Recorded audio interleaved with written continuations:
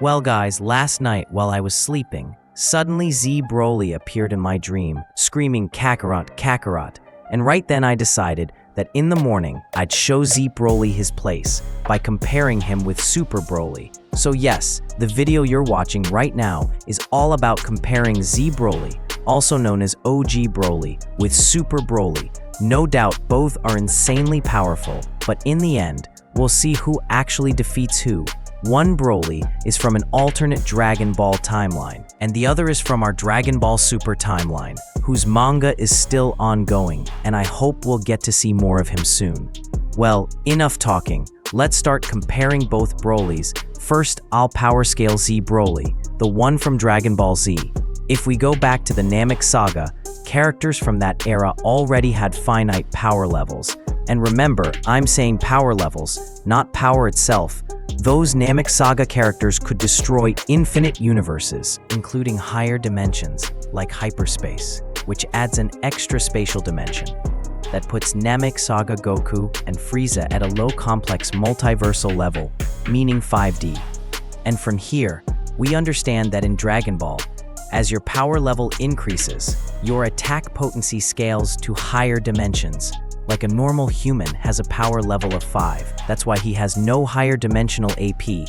But once Namek saga characters reached power levels above 1 million, their AP scaled up to 5D. It's that simple. I hope you all understood this. That's why Perfect Cell has multiple statements about having infinite battle power, one of which you can see on the screen right now.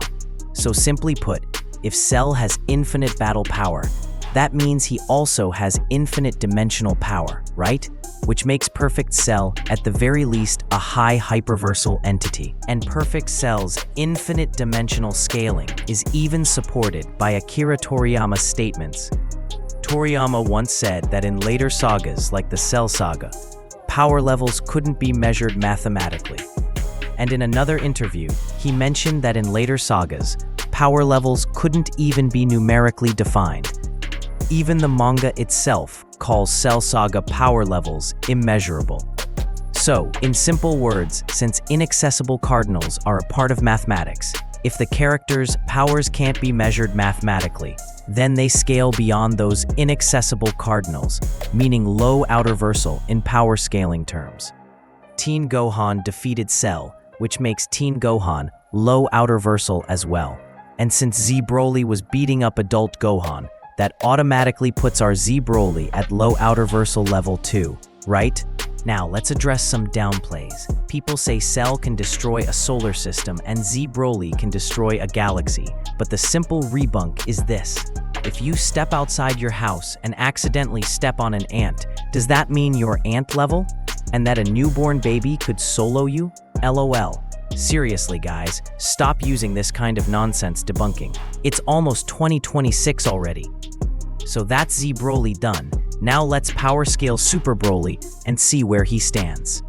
In the Dragon Ball Super Broly movie, we saw that Super Broly in his base form was beating Super Saiyan God Goku badly.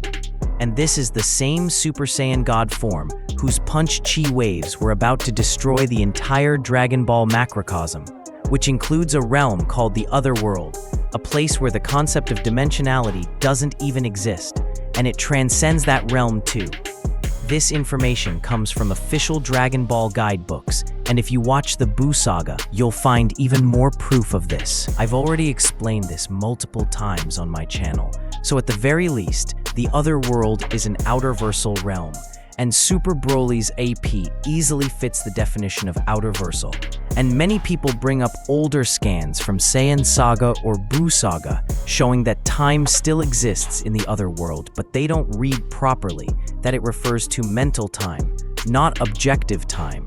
Like if I start counting from 0 to 10 inside an outerversal realm, that doesn't mean real time actually exists there, right?